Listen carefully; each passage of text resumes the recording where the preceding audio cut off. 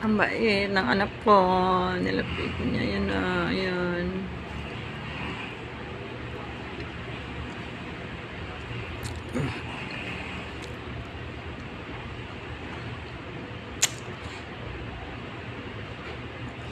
Guys.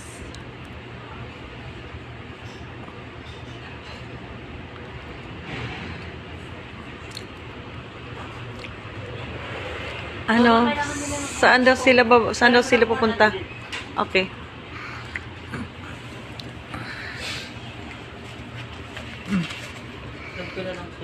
Pamuwa. Ang layo naman. Bo.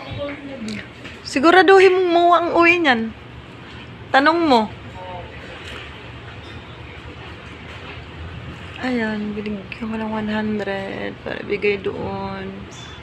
Mas mag-ina, ayun.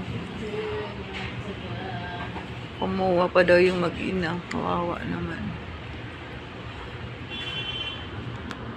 Ayan guys. Bigay ko sa anak ko. Ayun. Ayun ang kawawa. Ganyan.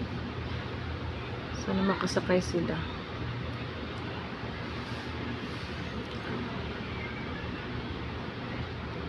Ayun, pinaharapan ng anak ko para makasakay lang sila.